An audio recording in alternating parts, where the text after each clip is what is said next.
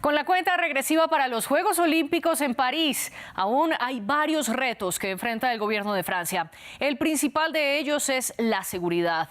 Desde que una rama del Estado Islámico se atribuyó el letal ataque en una sala de conciertos en Moscú a finales de marzo, el gobierno francés decidió elevar la alerta de terrorismo en el país al máximo de 3 niveles, en el que se preparan para un ataque inminente. Esto mientras faltan cada vez menos días para la inauguración de los Juegos Olímpicos, que será el 26 de julio. Francia quiere que sea la primera vez en la historia que el evento inaugural se haga a cielo abierto. El plan es que más de 10.000 atletas naveguen por 6 kilómetros del río Sena. Pero ante los riesgos de seguridad, el presidente Emmanuel Macron afirma que tiene un plan B y un plan C, como limitar el festejo solo a la plaza de Trocadero o realizarlo dentro del Stade de France, el principal estadio parisino. A esto se suman problemas de infraestructura y dudas sobre si todo el transporte estará listo o no, y con riesgo de huelgas a la vista.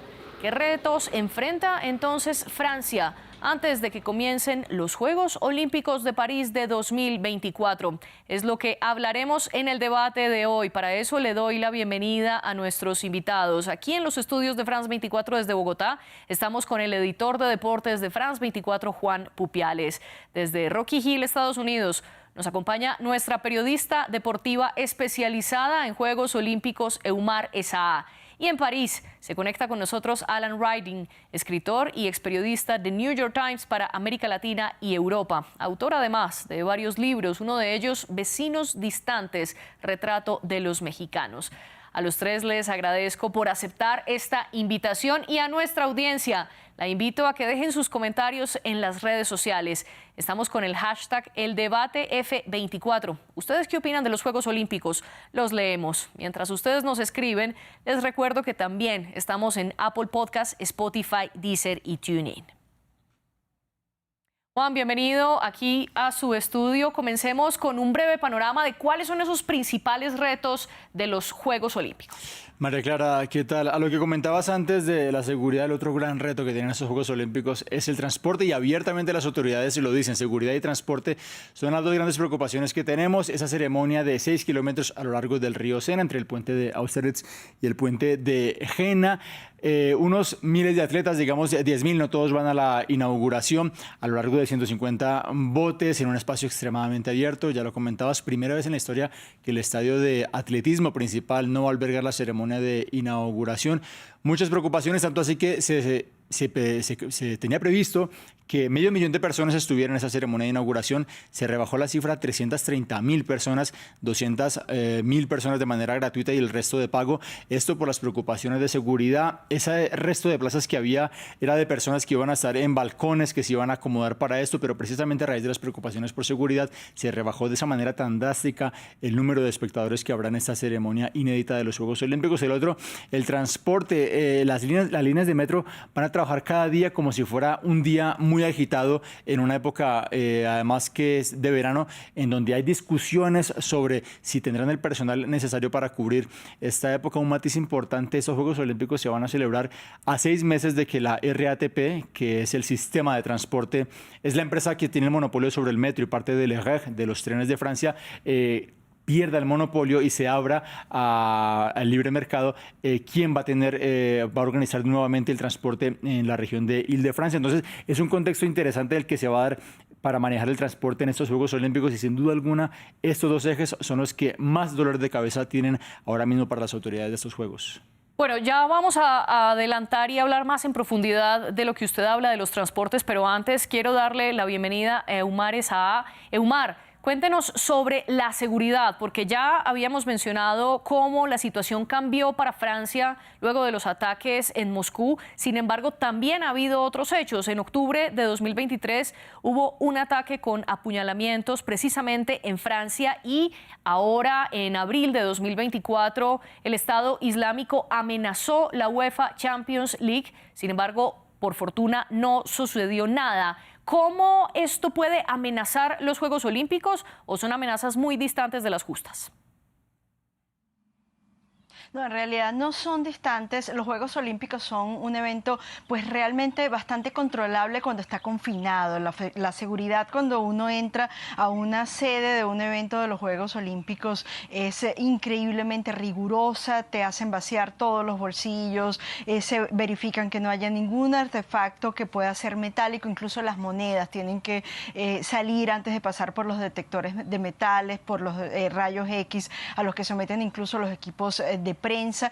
Cuando están confinados son relativamente fáciles, por supuesto a pesar de ser un evento de las dimensiones que son relativamente fáciles de controlar, pero recordemos que estos van a ser unos juegos particularmente vulnerables por el hecho de que son unos juegos pensados para integrarse con la ciudad, unos juegos en los que, por ejemplo, los deportes urbanos, el breaking, el BMX freestyle, el skateboarding, el baloncesto 3x3, la escalada se van a realizar en la plaza de Trocadero, el voleibol de arena a los pies de la Torre Eiffel, por ejemplo, el atletismo, el judo, la lucha. El taekwondo, el taekwondo y la esgrima en el Gran Palais, que es una sala de exhibiciones, pues va a cambiar los escenarios tradicionales del deporte para transferirse a las calles de París, y eso hace que sean un evento particularmente vulnerable, además de que Francia ha mostrado o ha sufrido los embates y los rigores del fundamentalismo y de los ataques islamistas en el pasado. Recordemos el ataque del Bataclan en noviembre de 2015 sucedió en una oportunidad en la que también se atentó contra el Stade de France. Recordemos, en esa oportunidad hubo una explosión provocada por un suicida, un atacante suicida, dentro del estadio de donde estaban jugando en ese momento Francia y Alemania. Incluso estaba Macron presente y se retiró inmediatamente. Entonces esto pues los hace mucho más vulnerables, y el hecho, como decía entonces, de que Francia ha sufrido estos rigores antes. Recordemos el arrollamiento masivo del Día de la Bastilla en 2015, la decapitación del profesor Samuel Paty también, o lo sucedido en la redacción de Charlie Hebdo. Por supuesto son cosas que generan preocupación, pero también, María Clara, y hay que decirlo, ha habido un endoso importante por parte, por ejemplo, de la delegación de Estados Unidos, que dijo que se siente satisfecha. Su jefa de seguridad dijo que se siente satisfecha con las garantías que les han ofrecido hasta ahora desde el comité organizador, y otro tanto le sumó también Australia, que también indicó que les parecía adecuado todo el dispositivo que se había o que se estaba desplegando para garantizar que sean unos juegos seguros. Y tal como usted lo dice, este respaldo a la seguridad no solo ha venido de diferentes delegaciones de países, sino también por parte de los mismos organizadores, que afirman que estos Juegos Olímpicos, que Francia nunca había desplegado un sistema de seguridad semejante, y lo hace ahora para estos Juegos Olímpicos. Alan Riding, bienvenido al debate de France 24. Eumar Esaá nos planteaba un punto clave aquí, y es que estos Juegos están pensados para hacerse de manera abierta e integrarse con la ciudad. ¿Qué retos representa esto en materia de seguridad, sobre todo en comparación con otros Juegos Olímpicos a los que usted ha ido?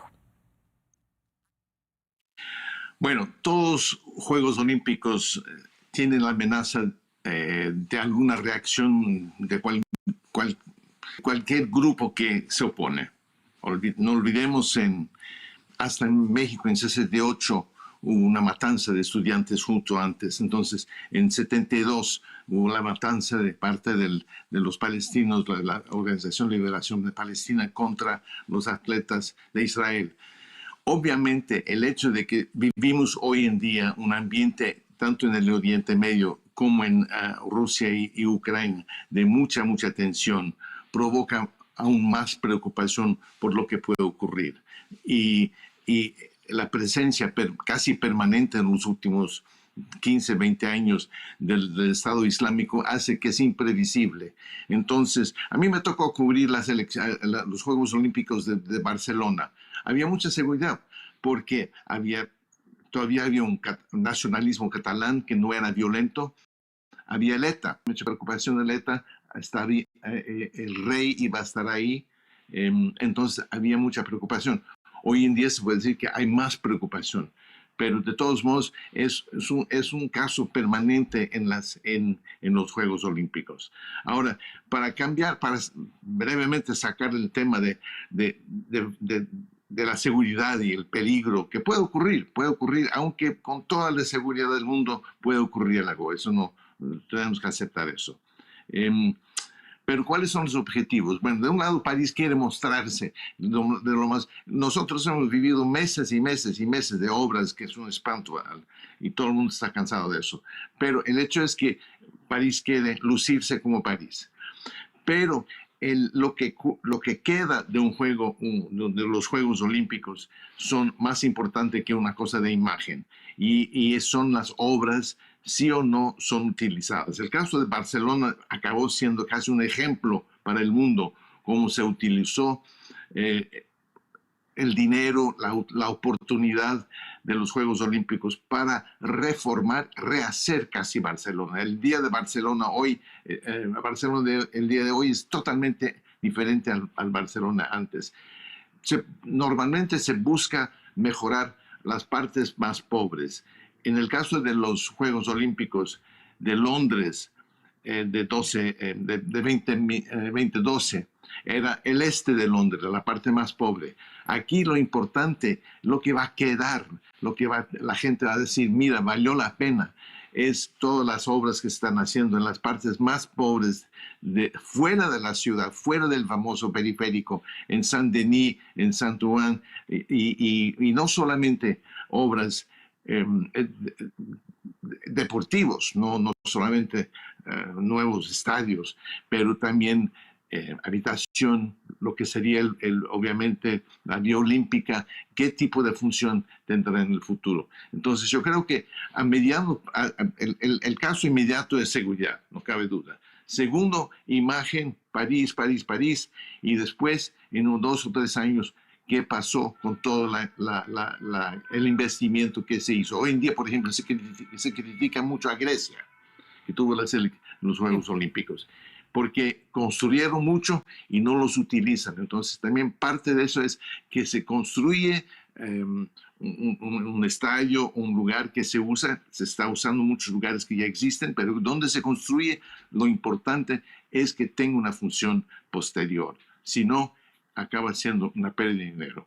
Y también hablaremos aquí en este debate de qué gana París con esto y qué pasará unos años después. Pero antes de cerrar con el tema de seguridad, quiero preguntarle a Juan Pupiales por un término que se conoce como la tregua olímpica. El presidente Macron está diciendo que va a promover esta medida que existe desde que los Juegos se inauguraron en Grecia y que hace el llamado la ONU 2 años antes de las Olimpiadas, siempre lo hace la ONU. Ahora Macron está diciendo que es el que quiere llamar a la tregua olímpica e incluso dijo que iba a aprovechar un viaje del presidente chino Xi Jinping que hará a Francia a principios de mayo para pedirle que le ayude con esto.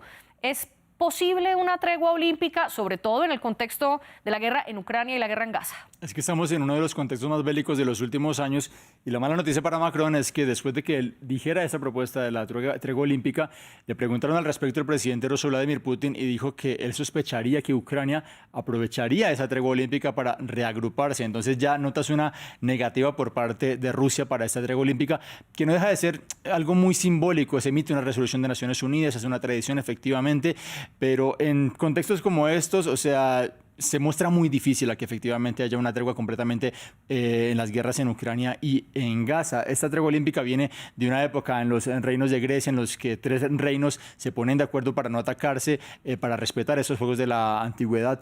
Hoy en día, ya solamente con esas palabras de Putin se muestra muy difícil a que algo así se pueda adelantar para estos juegos, pese a todos los intentos que parece hacer el presidente de Francia.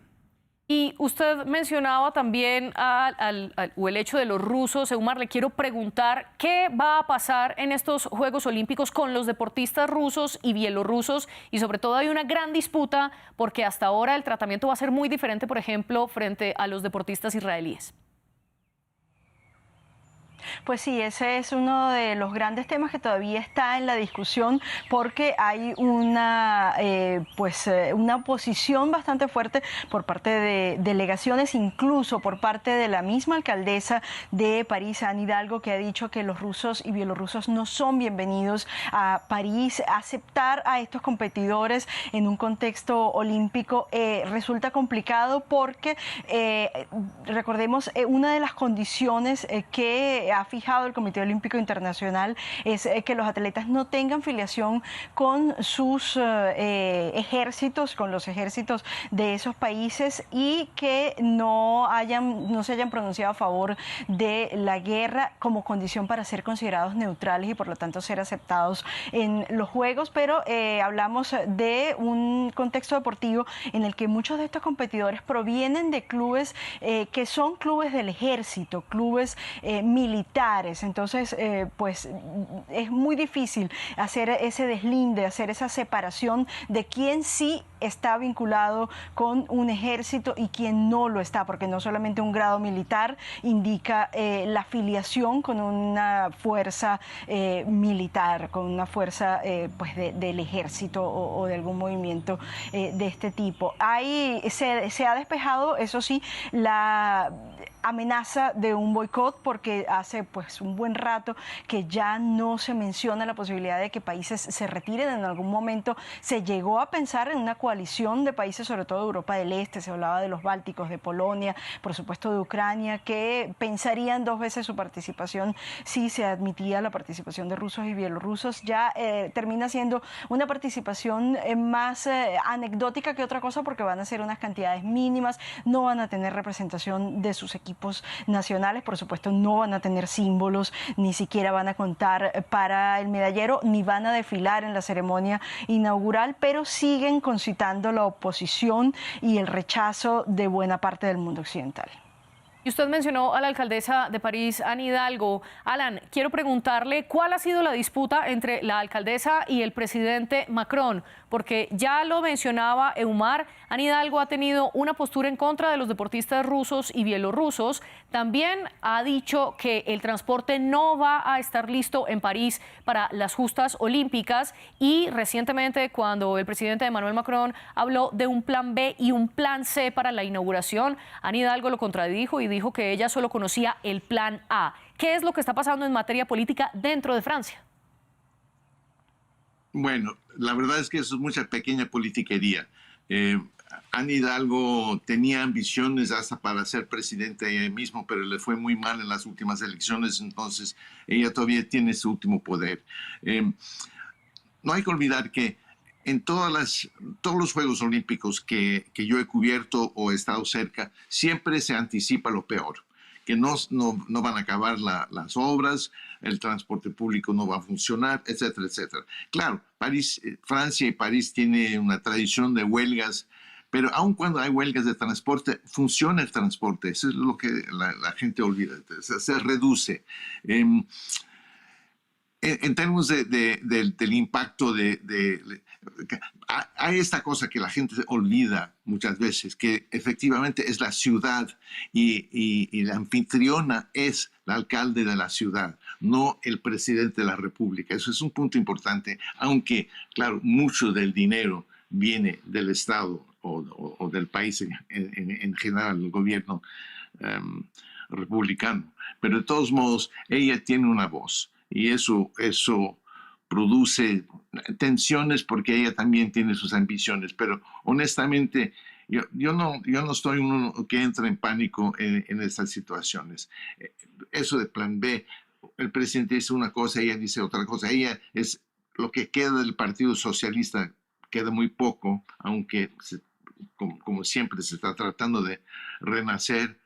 Y el presidente es presidente de Francia y tiene todo el poder que suplica. Entonces, ella cuando tiene el poder de ser la anfitriona del Juego Olímpico, pero al mismo tiempo no tiene una base política fuerte. Y además, en general en París, aunque en 5 o 10 años tal vez la gente van a agradecer todas las obras que se han hecho y nos han enloquecido estos últimos meses, pero hoy en día ella es muy poco popular. por todas las obras. A propósito que usted repite que los han enloquecido con las obras y aprovechando que usted vive en París, Alan, quiero preguntarle cómo se prepara la capital francesa para los Juegos Olímpicos y qué es lo que está pasando en estas semanas. Obras por todos lados. Ella decidió después de la pandemia de COVID que todo el mundo iba a ir de bicicleta en París. Entonces eso fue a mediano y largo plazo. Hasta en Bogotá se hace mucho de eso. Pero ha producido cambios en todas las grandes carreteras, cerrando aquí, abriendo allá, mucha obra. Y eso produce embotellamientos, todo el mundo de mal humor, todo el mundo habla mal de ella, pero eso ocurrió en el siglo XIX. El París que conocemos hoy en día fue creado por el barón Haussmann en el siglo XIX. La gente piensa que es una ciudad de la época del siglo XVI. No, fue una ciudad, y en aquella época todo el mundo odiaba a Haussmann por todo lo que hizo. Y hoy en día todo el mundo dice, eso es París, es París, es París. Así que quién sabe, a lo mejor en 10, 15 años Madame Hidalgo va a ser, habrá un monumento a todo lo que ha hecho para modernizar y hacer menos contaminado, más fluido, más bonito.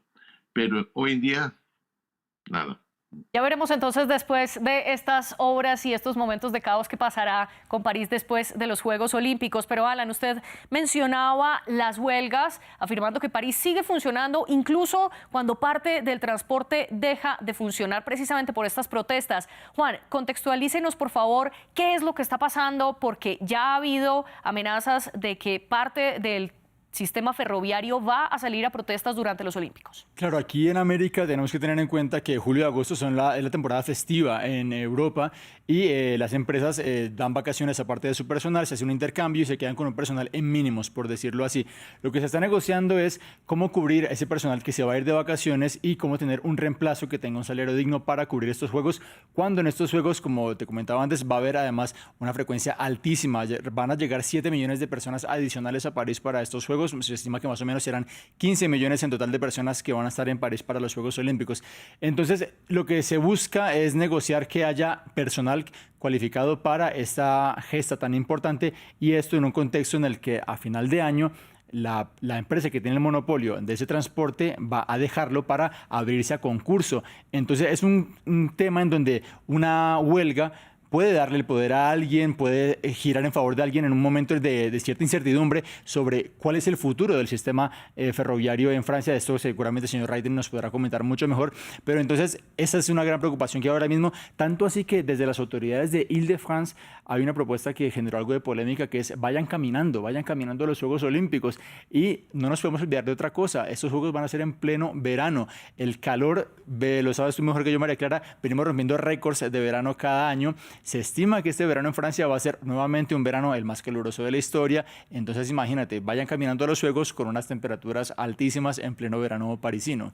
Y no solo ha habido críticas por estas posturas o por dudas de qué puede pasar con el transporte humano, sino que también ha habido, por ejemplo, protestas en Tahití, donde serán las competencias de surf, y se está afirmando desde este mismo territorio que puede haber afectación a los corales. También ha habido una crítica sobre si el río Sena logró o no descontaminarse totalmente para las 5 competencias que habrá allí. En términos ambientales, para unir con lo que estaba diciendo Juan, Eumar, ¿cuáles son los grandes retos de estos Olímpicos? Recordemos que de un tiempo para acá los Juegos Olímpicos han estado apuntando a hacer unas competencias en la medida de lo posible amigables con el ambiente. Atrás parecen haber quedado esas polémicas, como por ejemplo las intervenciones orográficas colosales que se hicieron en las laderas de Sochi para poder crear pistas de esquí donde no existían, o por ejemplo ese 100% de nieve artificial que se usó en los Juegos de de Beijing 2022, porque en los Juegos de Invierno pues no había nieve en los sitios de competencia designados por el comité organizador.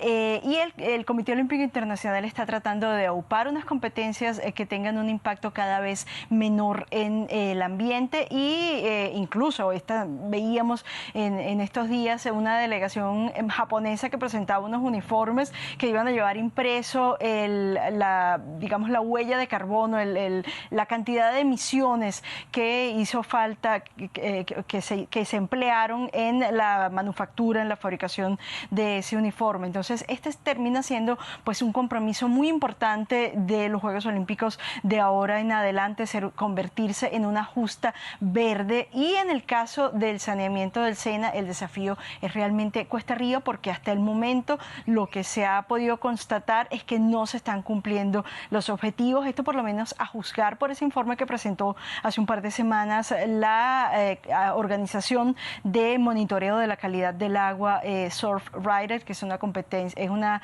organización francesa justamente que realizó 14 mediciones en distintos momentos desde octubre del año pasado hasta marzo de este año en diversos puntos, entre esos precisamente sitios específicos donde va a haber las competencias de triatlón y de maratón de natación, anteriormente conocido como aguas abiertas, y esas mediciones, ese monitoreo arrojó niveles de contaminación por lo menos 3 veces superiores a las medidas consideradas seguras o a los niveles considerados seguros por las federaciones internacionales, tanto de deportes acuáticos, World Aquatics, como la ITU, la Unión Internacional de Triatlón, y sus organizaciones europeas. De manera que pues sigue siendo un desafío. Por supuesto, a la organización le ha restado importancia a estos hallazgos. Ha dicho que esas mediciones no deben ser hechas durante el invierno como fue, porque el objetivo es mejorar la calidad del agua durante el verano, y las condiciones cambian dependiendo de la estación en la que se encuentre el río, pero sigue siendo, como decía, un desafío cuesta arriba y un desafío que la organización, en la que a la organización se le va la vida, porque es mucho lo que ha apostado. Incluso el presidente Emmanuel Macron dijo que le iba a poner fecha próximamente, pero que él también iba a nadar en el Sena. Es, pues digamos, un anuncio ambicioso al que ahora hay que responder. Y también hay otra discusión sobre la mesa, y es el impacto social de estos Juegos, Alan, porque, por ejemplo, organizaciones como Médicos del Mundo denunciaron hace pocas semanas que cerca de 1.600 personas de los sectores más vulnerables habían sido removidas hacia las afueras de París, básicamente para que no se les viera durante los Olímpicos. Y también ha habido una crítica a que tanto la Villa Olímpica, construida en Saint-Denis, uno de los barrios también más populares, como usted lo mencionó, puede ayudar o no al crecimiento socioeconómico de este lugar. ¿Qué responder ante esto, Alan?